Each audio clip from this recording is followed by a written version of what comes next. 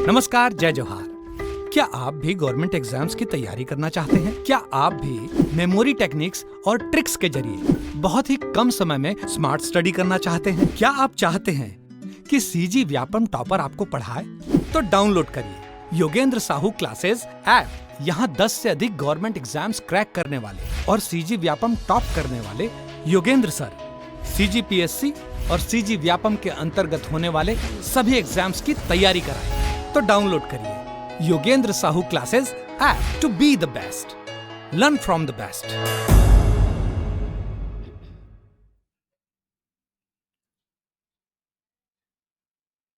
स्वागत है आपका योगेंद्र साहू ऑनलाइन क्लासेस में। आज हम लोग पंचायती राज अधिनियम जो है 1993 उसके बारे में पढ़ने वाले हैं और उसका एमसीक्यूज देखने वाले हैं। एमसीक्यू के माध्यम से आपका जो जितना भी जो थ्योरी पोर्शन है वो कंप्लीट हो जाएगा और जितने भी एमसीक्यूज हैं वो प्रीवियस ईयर के क्वेश्चन हैं।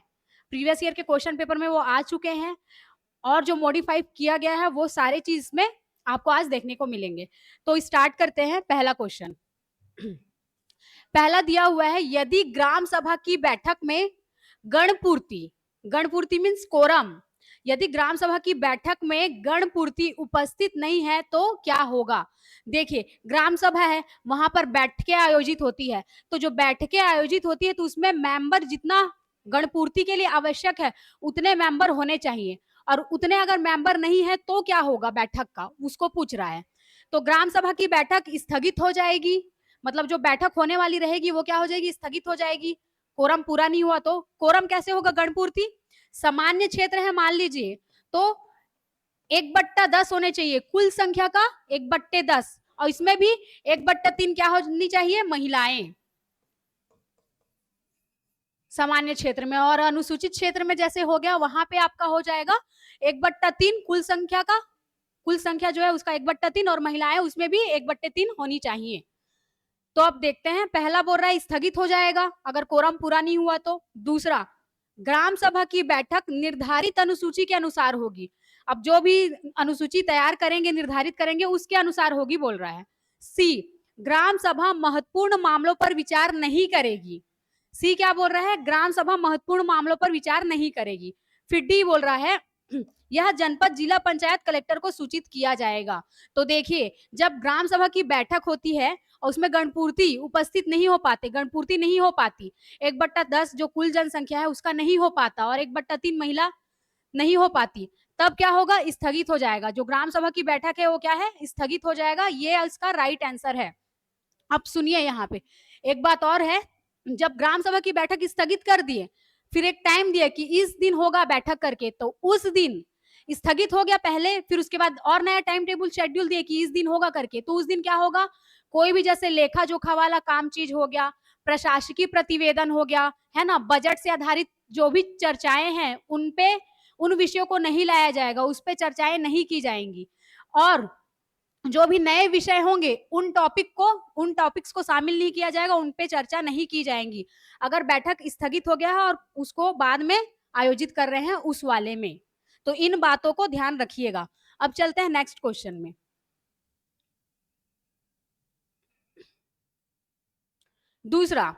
दूसरा, किसी ग्राम सभा की गणपूर्ति के विषय में सही क्या है? गणपूर्ति के विषय में सही क्या है बोल रहा है। वही ग्राम सभा में बैठक होता है, जो पहला क्वेश्चन देखे उसके बाद का ये क्वेश्चन है।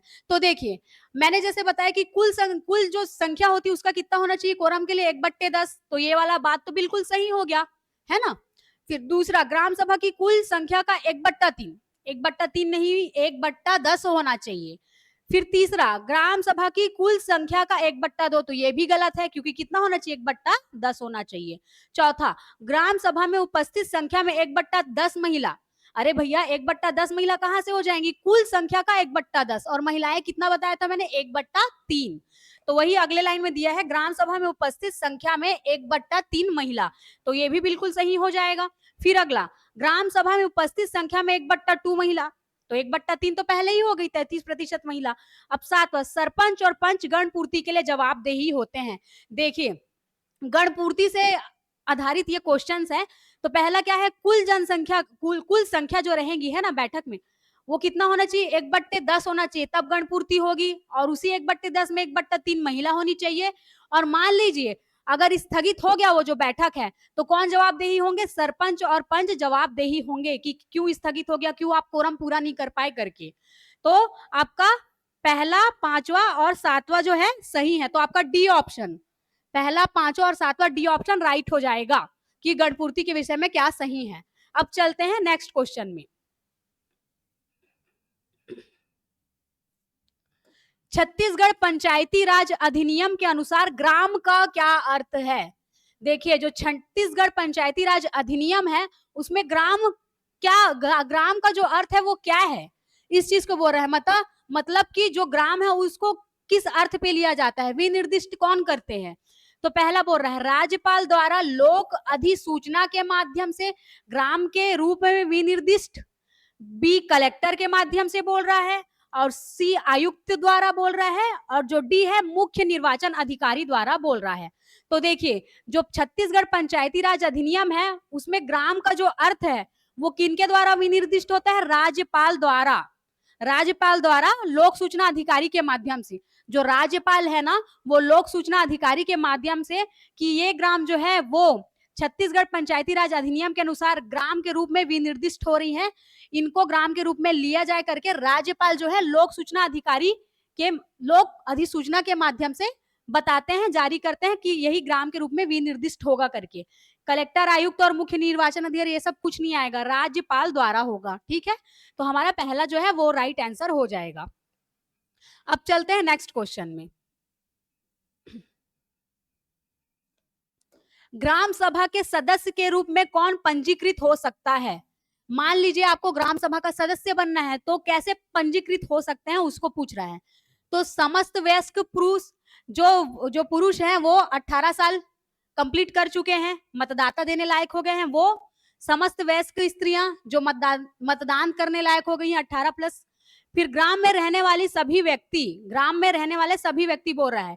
फिर डी ऑप्शन, ग्राम में रहने वाले व्यक्ति जो विधानसभा निर्वाचन नामावली में पंजीकृत, जो विधानसभा निर्वाचन नामावली में पंजीकृत किए जाने के लिए अर्हता रखता है। तो देखिए ग्राम सभा के सदस्य के रूप में कौन पंजीकृत होंगे, जो ग्राम में रहने वाला वह व्यक्ति जो विधानसभा निर्वाचन पंजीकृत नामावली होता है, जिसमें मतलब वोट डालने के लिए उसका नाम, मतदाता जो लिस्ट होता है उसमें अगर नाम होगा तभी वो ग्राम सभा का सदस्य होगा। अब देखिए अर्हता होनी चाहिए, निर्हरता नहीं होनी चाहिए। निहरता मीन्स वो उसको किसी भी चीज के लिए सजा मत मिली हो, किसी चीज के लिए 5 साल का, 2 साल का, मतलब वो कभी अपराध मत किया हो। अगर अपराध करेगा और उसको सजा मिली है तो वो क्या है, पंजीकृत नहीं होगा इसमें, मतलब वो ग्राम सभा का सदस्य नहीं होगा। ग्राम सभा का सदस्य कौन होगा, जिसका मतदाता सूची में नाम आएगा विधानसभा वाला, विधानसभा निर्वाचन नामावली में उसका नाम आएगा, वही सदस्य होगा, ग्राम सभा का सदस्य बनेगा वही। तो यही इसका राइट आंसर है डी। बस ये हो कि उसमें निर्हरताएं मत हो, मतलब उसको सजा मत मिला हो, ये सब चीजें तब। अब चलते हैं नेक्स्ट क्वेश्चन में। संविधान के अनुसार ग्राम सभा की सही परिभाषा क्या है। पहला देखिए संविधान के अनुसार पूछ रहा है ना, संविधान के अनुसार जो ग्राम सभा है उसका सही परिभाषा क्या है। तो पहला बोल रहा है राज्यपाल द्वारा विनिर्दिष्ट स्तर पर, राज्यपाल द्वारा विनिर्दिष्ट कराते हैं वो। बी ग्रामीण क्षेत्र के लिए अनुच्छेद 243 खा, ग्रामीण क्षेत्र के लिए अनुच्छेद 243 खा बोल रहा है। तो 243 खा तो नहीं होगा, इसमें क्या है, इसमें गठन की बात की जाती है। इसमें किसकी बात की जाती है, गठन की बात की जाती है। और राज्यपाल द्वारा विनिर्दिष्ट, ये सिर्फ ग्राम को बताते हैं, ये सिर्फ ग्राम को विनिर्दिष्ट करते हैं। ठीक है, तो ये ऑप्शन तो आपका नहीं होगा, ये ऑप्शन भी, पंचायत का प्रादेशिक क्षेत्र ये भी नहीं होगा, प्रादेशिक क्षेत्र को नहीं बताता। अब डी ऑप्शन, ग्राम स्तर पर पंचायत के क्षेत्र के भीतर संविष्ट किसी ग्राम से संबंधित निर्वाचक नामावली में पंजीकृत व्यक्तियों से मिलकर बना निकाय। देखिए ग्राम सभा, एक ग्राम पंचायत में बहुत सारे ग्राम होते हैं, एक ग्राम पंचायत है उसमें बहुत सारे ग्राम होते हैं। तो अब इस ग्राम में, जो ग्राम पंचायत है उसमें बहुत सारे ग्राम है, तो इस ग्राम में, गांव में जो भी वयस्क मताधिकार वाले इंसान होंगे जिनका विधानसभा सूची नामावली जो होती है उसमें नाम होगा, तब वो किसके सदस्य बनेंगे, ग्राम सभा के सदस्य बनेंगे। तो इसकी सही परिभाषा ये हो जाएगी, ठीक है। और राज्यपाल द्वारा विनिर्दिष्ट बोला है तो वो ग्राम को बस अधिसूचित करते हैं कि ये ग्राम होगा करके। अभी इसके पहले वाले क्वेश्चन में देखे थे ना। और ग्रामीण क्षेत्र के लिए अनुच्छेद 243 तो ये गठन की बात करता है, ना कि इसकी परिभाषा की, ठीक है। अब नेक्स्ट क्वेश्चन में चलते हैं।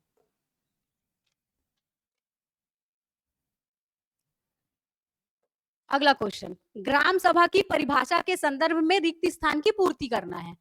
तो ग्राम सभा की परिभाषा के संदर्भ में तो पहला जैसे बोल रहे हैं, ग्राम पंचायत क्षेत्र के भीतर संविष्ट किसी, जो ग्राम पंचायत क्षेत्र है उसके भीतर संविष्ट किसी डैश से संबंधित निर्वाचक नामावलियों में पंजीकृत व्यक्ति को मिलाकर बनने वाला निकाय ग्राम सभा है। तो वही मैंने जैसे बताया, एक कोई आपका ग्राम पंचायत है, उसमें बहुत सारे गांव होते हैं, ग्राम होते हैं बहुत सारे। तो ये जो बहुत सारे ग्राम होते हैं, इनमें जो भी 18 प्लस होगा, वयस्क मताधिकार रखने वाला होगा और उनका पंजीयन होगा, पंजीकृत व्यक्ति होगा नामावली में, निर्वाचक नामावली में, तो इन्हीं सदस्यों से मिलकर क्या बनेगा, आपका ग्राम सभा बनेगा। तो इसमें जो ऑप्शन दिया है उसको लगाना है कि कौन कौन सा निकाय मिलकर, क्या क्या चीज मिलकर निकाय ग्राम सभा होंगे करके। तो इसमें आपका राइट आंसर वन ग्राम और राजस्व ग्राम होगा। वन ग्राम जो वन क्षेत्र होते हैं वहां पे निवास करते हैं वो लोग, और राजस्व ग्राम एक छोटा सा एरिया, एक छोटा सा आपका प्रशासित क्षेत्र, एक छोटा सा प्रशासित क्षेत्र, वो हो जाएगा आपका राजस्व ग्राम, ठीक है।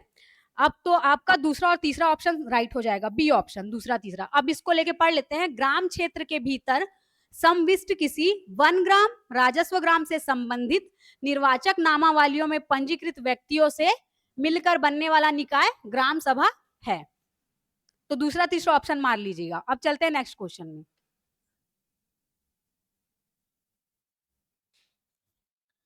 सातवां, सूची 1 है उसको सूची 2 से मिलाना है, ठीक है। इस इधर धाराएं दी हुए हैं सूची 1 में, उनको वो क्या क्या है करके सूची 2 में मिलाना है। तो देखिए जैसे धारा 37 दिया हुआ है, तो ये क्या होता है, पंचायत के पदाधिकारियों द्वारा त्याग पत्र होता है। जो धारा 37 है वो पंचायत के पदाधिकारियों द्वारा त्याग पत्र। अब देखिए मान लीजिए, याद करने का तरीका, पदाधिकारी लोग त्याग पत्र दे दिए, तो आप त्याग पत्र दे दिए, उनका जगह खाली हो गया, तो रिक्तियों को भरना है। तो धारा 38 क्या हो जाएगा, रिक्तियों को भरेंगे। अब धारा 39 में क्या करेंगे, जो रिक्तियां भरी गई अब उन लोग को निलंबित कर दिए करके, तो उनको निलंबित कर दिए। तो ये पहला वाला, पंचायत के पदाधिकारियों को क्या कर दिए, निलंबित कुछ टाइम के लिए। फिर धारा 40 में क्या आ जाएगा, पंचायत के पदाधिकारियों को हटाया जाना। तो देखिए 37 में क्या हुआ, पदाधिकारी जो थे वो लोग त्याग पत्र दे दिए, है ना। फिर 39 में क्या हुआ, जो मतलब पदाधिकारी लोग त्याग पत्र दे देते हैं, उनका जो स्थान है वो रिक्त हो गया करके, उस रिक्तियों को भरा जाना। याद करने का तरीका के लिए मैं बता रही हूँ। फिर उसके बाद धारा 39 में क्या हुआ, अब रिक्त वाले को भर दिए, है ना। फिर अब उनको निलंबन करना है, तो वो हो जाएगा। फिर धारा 40 में क्या हो जाएगा, अब उनको भी हटा देंगे, पदाधिकारियों को हटा देंगे, पंचायत के पदाधिकारियों को हटाया जाना। तो एक ट्रिक के माध्यम से आप लोग याद कर सकते हो। तो इसका राइट आंसर क्या हो जाएगा, ए का 4, हाँ ए का 4 है, और फिर बी का 3 मारे हैं, फिर सी का 1 और डी का 2। तो आपका डी ऑप्शन राइट हो जाएगा। अब चलते हैं नेक्स्ट क्वेश्चन में।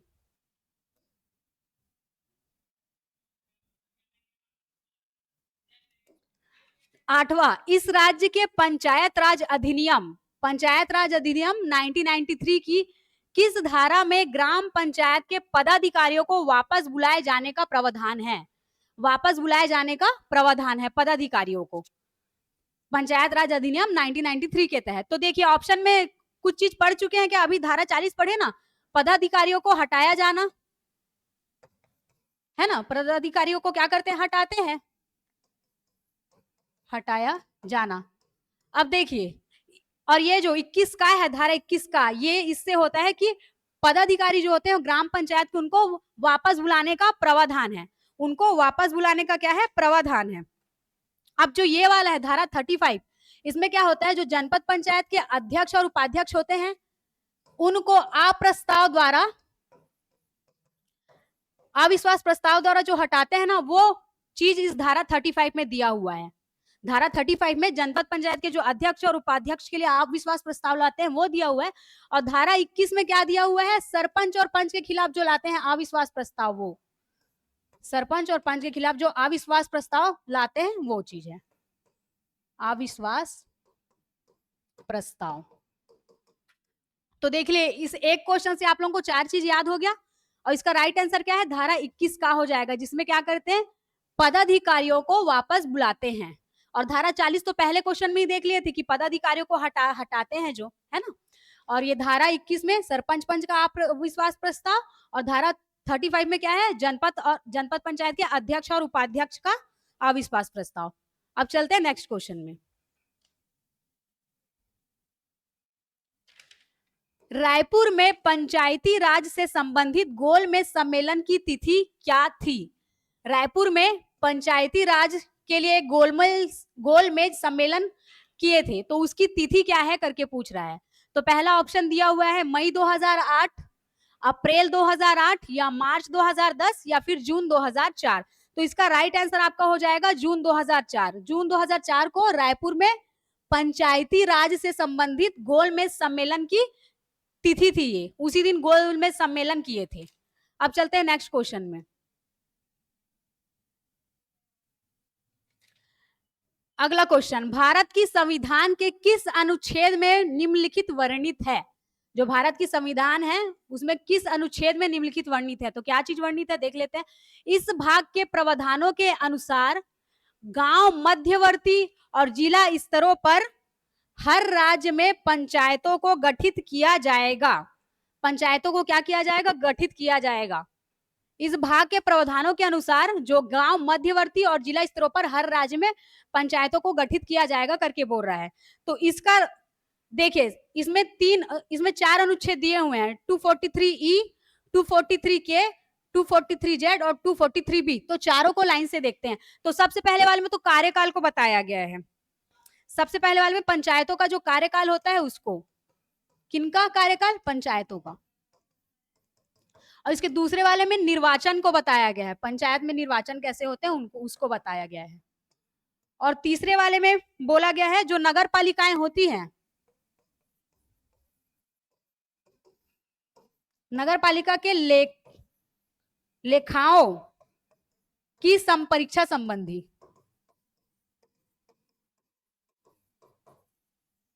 देखिए, जो अनुच्छेद 243E है वो पंचायत के जो कार्यकाल होते हैं उसके बारे में इसमें वर्णित है।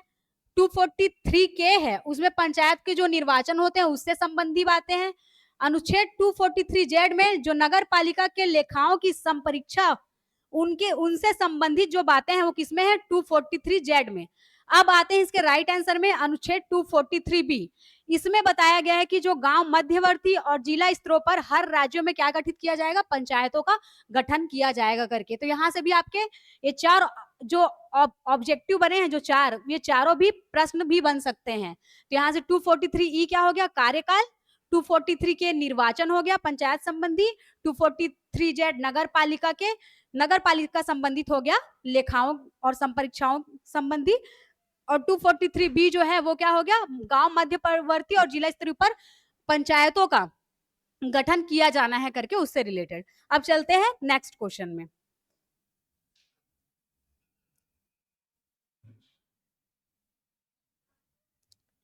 ग्यारहवां क्वेश्चन, छत्तीसगढ़ पंचायती राज अधिनियम 1993 अनुकूल आदेश का राजपत्र में प्रकाशन कब हुआ?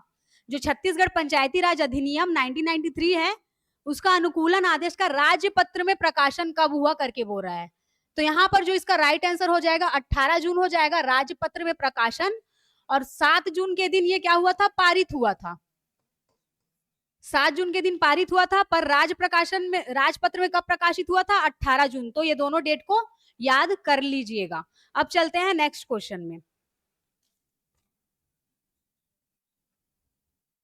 नेक्स्ट क्वेश्चन, 1989 में 64वां और 65वां संविधान विधेयक किस कारण से पारित नहीं हो सका था? है ना, 1989 में जो 64वां और 65वां संविधान विधेयक था वो किस कारण से पारित नहीं हो सका था पूछ रहा है। तो देखिए, जो 64वां करके जो दिया है ना संविधान विधेयक, 64वां पंचायत से संबंधित था और ये वाला जो 65वां था वो नगर पालिकाओं से संबंधित था, नगर पालिकाओं से।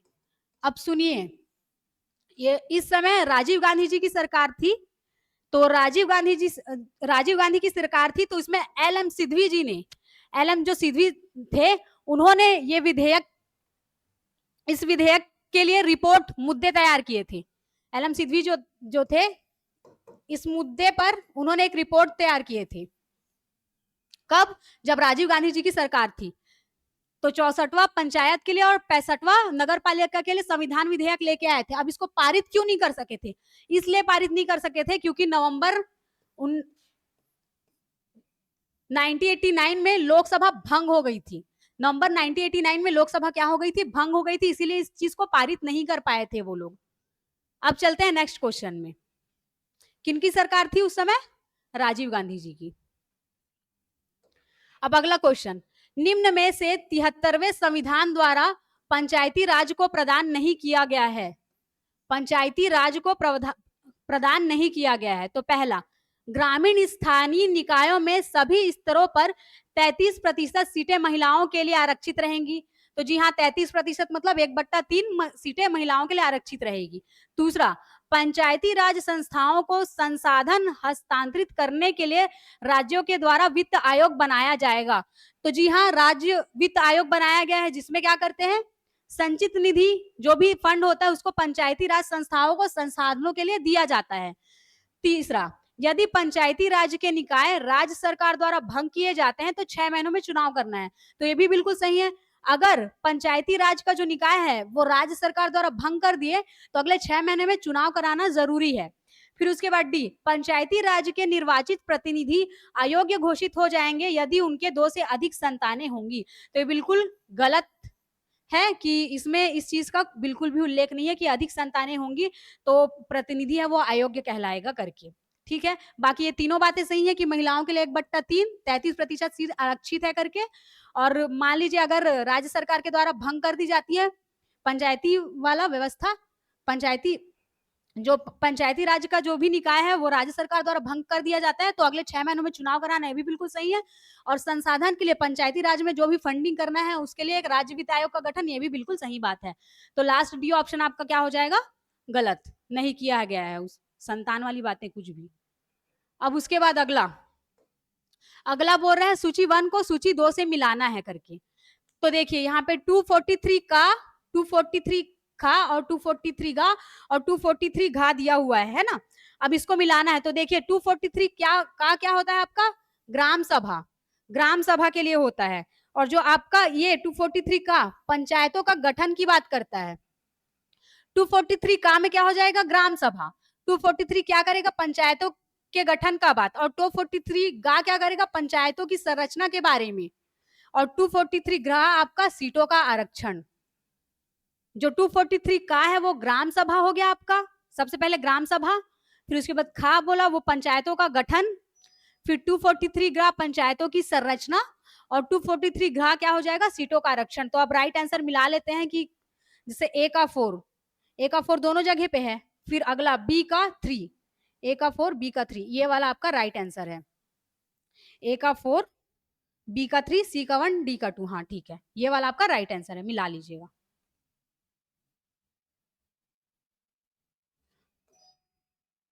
पांचवा 15वां क्वेश्चन, 2011 में छत्तीसगढ़ प्रदेश में ग्राम पंचायतों की संख्या जो थी वो कितनी थी, है ना, 2011 की स्थिति में। तो ऑप्शंस देख लेते हैं। 10971 था, या 20126 था, या 11,664 था, या आपका 20,619 था। तो देखिए ये 2011 की बात कर रहा है। 2011 में छत्तीसगढ़ प्रदेश में ग्राम पंचायतों की संख्या 10971 10,971 था, 10,971। अब एक चीज, वर्तमान में छत्तीसगढ़ प्रदेश में ग्राम पंचायतों की संख्या कितनी है ये आप लोग कमेंट करके बताएंगे कि वर्तमान में छत्तीसगढ़ प्रदेश में ग्राम पंचायतों की संख्या कितनी है। अब चलते हैं नेक्स्ट क्वेश्चन में। 11664 है कि उसकी और भी बढ़ गया है, ये चीज बताइएगा ग्राम पंचायतों की संख्या में।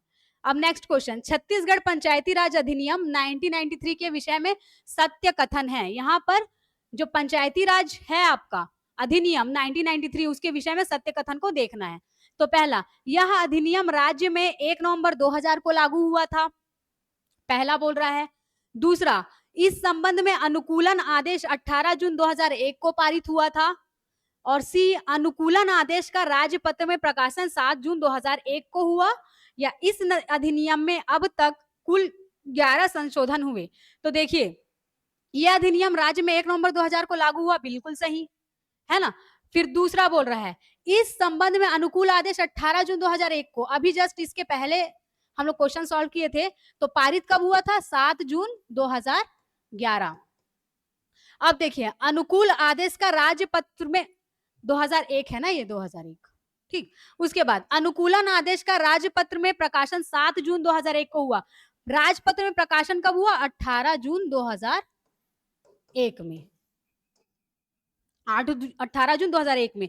तो ये भी स्टेटमेंट गलत हो गया, ये भी स्टेटमेंट गलत हो गया। अब इस अधिनियम में अब तक कुल 11 संशोधन हुए, ये भी स्टेटमेंट गलत है। तो आपका राइट क्या हो गया? सत्य कथन में यह अधिनियम राज्य में 1 नवंबर 2000 को लागू हुआ। तो ये आपका राइट आंसर हो जाएगा। अब चलते हैं नेक्स्ट क्वेश्चन में।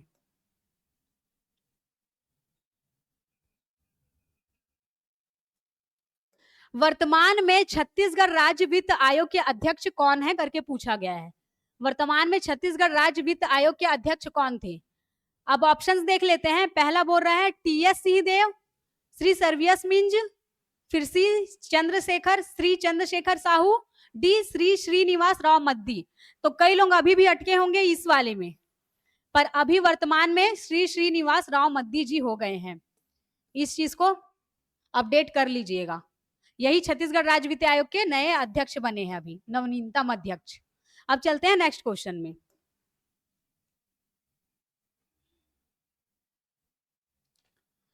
ग्राम पंचायत के विषय में क्या सही नहीं है बोल रहा है। ग्राम पंचायत के विषय में क्या सही नहीं है? तो पहला, ग्राम पंचायत में अधिकतम 20 पंच हो सकते हैं, पहला लाइन बोल रहा है। तो जी हाँ, ग्राम पंचायत में अधिकतम 20 पंच हो सकते हैं। फिर दूसरा, ग्राम पंचायत में यदि 15 पंच निर्वाचित हैं तो 5 पंच मनोनीत किए जाते हैं। क्या बोल रहा है कि 15 पंच अगर निर्वाचित हो गए तो 5 पंच मनोनीत किए जाएंगे। तो ये बिल्कुल गलत है, मनोनीत नहीं किए जाते।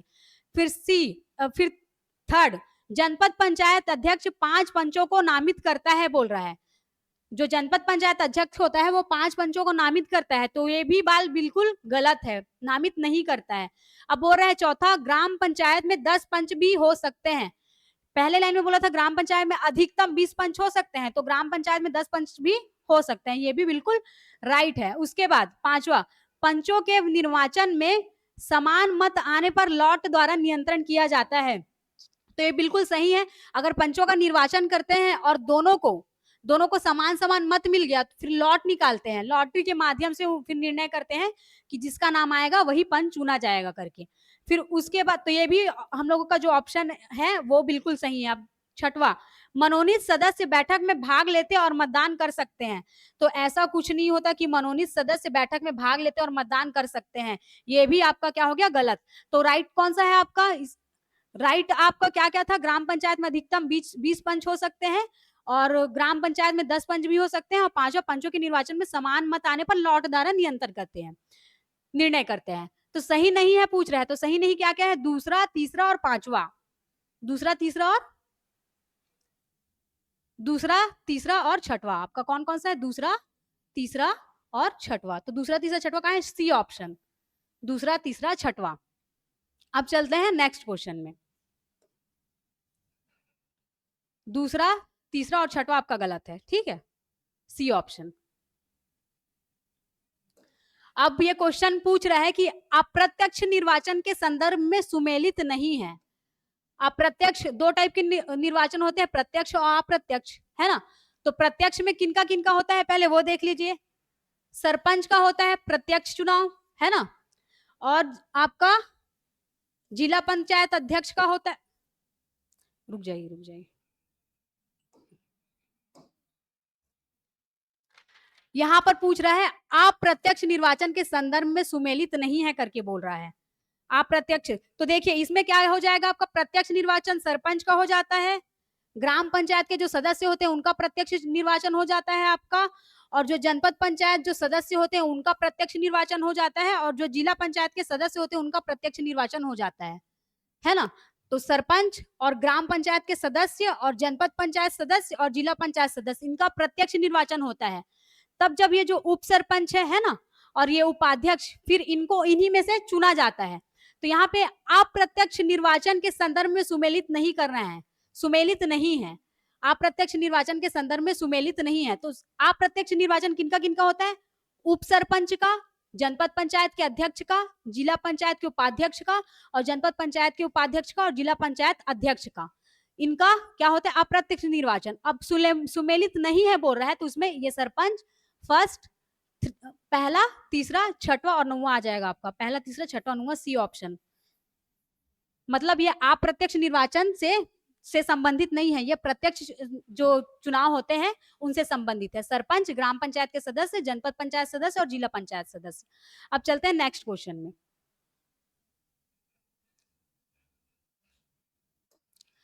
चतुर्थ वित्त आयोग के अध्यक्ष हैं। अगला क्वेश्चन बोल रहा है चतुर्थ वित्त आयोग के अध्यक्ष हैं करके। तो देखिए, ये जो टी.एस. सिंहदेव जी थे, ये पहले वित्त आयोग के अध्यक्ष थे। जो प्रथम बार वित्त आयोग हुआ था उनके अध्यक्ष थे श्री अजय चंद्राकर जी द्वितीय, और श्री चंद्रशेखर साहू जी तृतीय, और जो सर्विस जी थे ये फोर्थ। और अभी जो हम लोगों ने मद्दी जी को देखा था वो अभी वर्तमान के हैं, तो उनका नंबर हो जाएगा फिफ्थ नंबर के वित्त आयोग के अध्यक्ष मद्दी जी, श्री श्रीनिवास करके जिनका नाम था वो। अब 21वां, निम्नांकित में से सही क्या है? निम्नांकित में से सही क्या है पूछ रहा है। बोल रहा है एक मतदाता पंच और सरपंच का चुनाव एक साथ लड़ सकते हैं। पहला बोल रहा है एक मतदाता पंच और सरपंच का चुनाव एक साथ लड़ सकते हैं। तो जी हाँ, एक मतदाता जो है वो पंच और सरपंच का चुनाव एक साथ लड़ सकता है। अब फिर दूसरा बोल रहा है एक मतदाता 2 वार्डों से पंच का चुनाव लड़ सकता है। जो एक मतदाता है वो 2 वार्डों से पंच का चुनाव लड़ सकता है, तो ये बिल्कुल गलत है। फिर उसके बाद एक मतदाता 2 ग्राम पंचायती से सरपंच का चुनाव लड़ सकता है। 2 ग्राम पंचायती से सरपंच का चुनाव लड़ सकता है क्या पूछ रहा है? तो ये भी ऑप्शन आपका बिल्कुल गलत है, नहीं लड़ सकता वो एक साथ 2 ग्राम पंचायतों में। उसके बाद चौथा, एक मतदाता सरपंच और जनपद पंचायत सदस्य का चुनाव एक साथ लड़ सकता है बोल रहा है। चौथा जो है क्या बोल रहा है? एक मतदाता सरपंच और जनपद पंचायत सदस्य का चुनाव एक साथ लड़ सकता है। तो जी हाँ, ये बिल्कुल सही है। एक जो मतदाता है वो सरपंच और जनपद पंचायत सदस्य का चुनाव एक साथ लड़ सकता है, ना कि 2 ग्राम पंचायतों में एक साथ सरपंच का चुनाव। फिर अगला बोल रहा है 5वां, एक मतदाता जनपद पंचायत सदस्य एवं जिला पंचायत सदस्य का चुनाव एक साथ लड़ सकता है बोल रहा है। तो ये भी बिल्कुल सही है।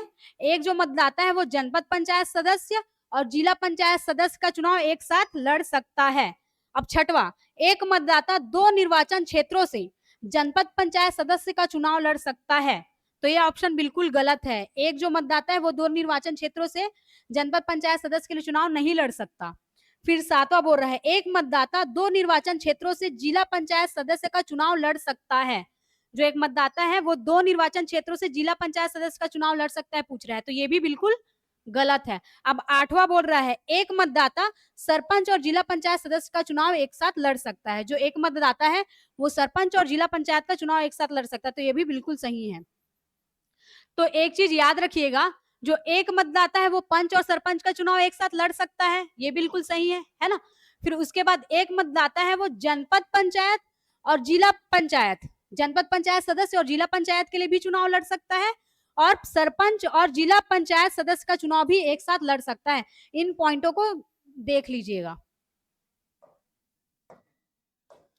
ये वाला जो पॉइंट है उसको, और ये वाला जो पॉइंट है उसको, और जो ये वाला पॉइंट है उसको। जो एक मतदाता है वो पंच और सरपंच का, और जनपद पंचायत सदस्य और जिला पंचायत सदस्य का, और सरपंच और जिला पंचायत सदस्य का। तो यहाँ पे आपका पहला, 5वां और 8वां, पहला और चौथा और 5वां और 8वां, ये ऑप्शन सही हो जाएंगे कि एक साथ कहां कहां पे चुनाव लड़ सकते हैं। पंच और सरपंच के लिए, सरपंच और जनपद पंचायत के सदस्य के लिए, जनपद पंचायत सदस्य और जिला पंचायत सदस्य के लिए, और सरपंच और जिला पंचायत सदस्य के लिए। तो आपका पहला, चौथा, पांचवा और आठवां, पहला, चौथा नीचे में होगा इसका, पहला, चौथा, पांचवा और आठवां आपका राइट आंसर है, मार लीजिएगा। नीचे ऑप्शन डी ऑप्शन में दिया होगा, ठीक है, इसको देख लीजिएगा अच्छे से। ये देखिए पहला, चौथा, पांचवा और आठवां कहाँ कहाँ पर जो मतदाता है एक साथ दो जगह कहाँ कहाँ पे चुनाव लड़ सकता है उसके बारे में। अब अगला, अनुसूचित क्षेत्रों में ग्राम सभा बैठक की अध्यक्षता कौन कर सकता है? अनुसूचित क्षेत्र जो है, दो क्षेत्र होते हैं, एक सामान्य क्षेत्र और एक अनुसूचित क्षेत्र। तो उस अनुसूचित क्षेत्र में ग्राम सभा की बैठक की अध्यक्षता कौन कर सकता है बोल रहा है। तो पहला, ग्राम पंचायत का सरपंच, दूसरा ग्राम पंचायत का उप सरपंच, तीसरा ग्राम सभा द्वारा उसी समय निर्वाचित अनुसूचित जनजाति व्यक्ति, और फोर्थ ग्राम सभा का एक सदस्य जो उस समय उपस्थित हो, और पांचवा एक सदस्य जो ग्राम पंचायत का सदस्य नहीं है, और छठवा सक्षम अधिकारी द्वारा नियुक्त अनुसूचित जनजाति का एक व्यक्ति। तो याद रखिएगा, अनुसूचित क्षेत्र में जो ग्राम सभा की बैठक होती है उसकी अध्यक्षता सरपंच नहीं करते, ना उप सरपंच नहीं करते। अब कौन कर सकता है, कौन कर सकता है पूछ रहा है। तो देखिए, ग्राम सभा द्वारा उसी समय निर्वाचित अनुसूचित जनजाति का व्यक्ति उस सभा में जो आया होगा व्यक्ति, जो कि एसटी होगा, है ना, उस आदमी को क्या करेंगे, उसी समय बहुमत से चुन लेंगे, निर्वाचित कर लेंगे उसी टाइम, वो अध्यक्षता करेगा। साथ ही साथ ग्राम सभा का एक सदस्य जो उसी समय उपस्थित हो, ये भी मायने रखेगा कि वो ग्राम सभा का जो व्यक्ति वो उसी समय उपस्थित हो और एसटी कैंडिडेट हो, उसी को बहुमत से निर्वाचित करेंगे कि हाँ ये अध्यक्षता करेगा। अब उसके बाद एक सदस्य जो ग्राम पंचायत का सदस्य नहीं है, ये तो पांचवा तो गलत ही हो गया था, सक्षम अधिकारी द्वारा नियुक्त अनुसूचित जनजाति का एक व्यक्ति, क्या बोल रहा है, सक्षम अधिकारी द्वारा नियुक्त अनुसूचित जनजाति का व्यक्ति। देखिए तो हम याद रखिएगा आप लोग, इसमें रुक जाइए, इसको क्लियर कर देती हूँ फिर से। देखिए ग्राम सभा की बैठक की अध्यक्षता ये और ये तो नहीं करेंगे, है ना, कौन कर सकता है, उसी टाइम जो निर्वाचित करेंगे वो व्यक्ति कर सकता है। ग्राम सभा का एक सदस्य जो उसी समय उपस्थित हो वो होना चाहिए, एक सदस्य जो ग्राम सभा का सदस्य, हाँ इस पॉइंट को याद रखिएगा। देखिए एक सदस्य जो ग्राम पंचायत का सदस्य नहीं है, इसमें बोलने का मतलब ये है जो एसटी कैंडिडेट छाटेंगे ना, एसटी कैंडिडेट जो ग्राम सभा में आया रहेगा, एसटी कैंडिडेट उसको छाटेंगे, निर्वाचित करेंगे सब लोग मिलके कि हाँ ये अध्यक्षता करेगा। पर एक नियम होगा कि वो व्यक्ति ग्राम पंचायत का मेंबर नहीं होना चाहिए, पदाधिकारी नहीं होना चाहिए, वो पदाधिकारी नहीं होना चाहिए। एसटी कैंडिडेट जिसको निर्वाचित कर रहे हैं अध्यक्षता करने के लिए, वो लाइन बोल रहा है। तो ये भी लाइन बिल्कुल सही है, आपका जो तीसरा, चौथा, पांचवा लाइन बिल्कुल सही है। अब छठवा, सक्षम अधिकारी द्वारा नियुक्त, ये सब ऐसा कुछ नहीं होता है ना, इसमें बस ये तीनों बातें महत्वपूर्ण है कि उसी समय निर्वाचित करेंगे एसटी कैंडिडेट को, वो करेगा अध्यक्षता, और वो पदाधिकारी नहीं होना चाहिए, ग्राम पंचायत का पदाधिकारी नहीं होना चाहिए, और उसी समय उपस्थित हो उसी कैंडिडेट को, उसी समय उस बैठक में उपस्थित हो वही कैंडिडेट एसटी होना चाहिए, और पदाधिकारी नहीं होना चाहिए ग्राम पंचायत का, ये चीज याद रखिएगा। अब तो इसके हिसाब से तीसरा, चौथा, पांचवा, डी ऑप्शन बिल्कुल राइट होगा, डी ऑप्शन बिल्कुल राइट होगा। अब चलते हैं नेक्स्ट क्वेश्चन में। ग्राम सभा की आपात बैठक, जो ग्राम सभा होती है उसकी आपात बैठक की सूचना कितने दिन पूर्व देना अनिवार्य है। ग्राम सभा में आप लोग जैसे बैठक करते हो तो सामान्य जो बैठक करते हैं उसको, उसकी सूचना कितने दिन पूर्व, 7 दिन पूर्व। सामान्य बैठक की सूचना कितने दिन पूर्व, 7 दिन। जो सामान्य बैठक होती है उसकी सूचना कब देते हैं, 7 दिन पूर्व। और जो आपात वाला बोल रहा है, आपात बैठक, उसकी सूचना 3 दिन, उसकी सूचना 3 दिन। अब चलते हैं नेक्स्ट क्वेश्चन में।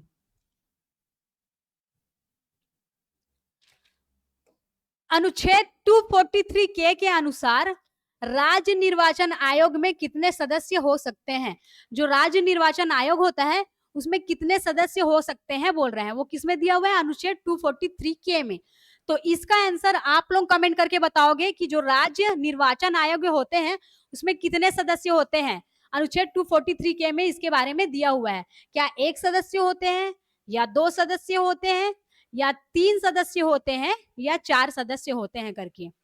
और हमारे यहाँ एडीओ के क्लास भी चल रही हैं और टेस्ट सीरीज भी लिया जा रहा है, वो भी मिनिमम फीस में। तो आप लोग जैसे अपडेटेड डाटा चाहिए और आप लोग को प्रैक्टिस करना है, क्योंकि आप प्रैक्टिस करने का ही टाइम है, एमसीक्यूज लगाने का ही टाइम है।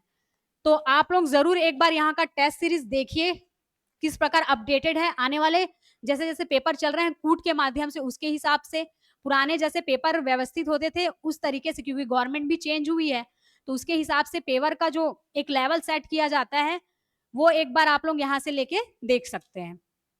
अब चलते हैं नेक्स्ट क्वेश्चन में। ये सबसे लास्ट क्वेश्चन है, वर्तमान में छत्तीसगढ़ प्रदेश में ग्राम पंचायतों की संख्या है, ग्राम पंचायतों की संख्या है, तो वर्तमान में छत्तीसगढ़ प्रदेश में ग्राम पंचायतों की संख्या कितनी है? तो ये चीज आप लोग कमेंट करके बताइए कि क्या 11664 है कि बढ़ गया है, 11664 है कि अभी भी जो डाटा है वो बढ़ गया है, क्या 11693 हो गया है, या जो भी अपडेटेड डाटा है उसको कमेंट करके बताइएगा आप लोग। तो ये जो थे क्वेश्चन आज हम लोग देखे, छत्तीसगढ़ पंचायती राज अधिनियम 1993 के एमसीक्यूज थे, तो इनको जरूर लगाइए क्योंकि एमसीक्यू के माध्यम से आपका जो थ्योरेटिकल है वो भी क्लियर होते जाएगा। तो एक बार इस एमसीक्यू को जरूर लगाइएगा आप लोग।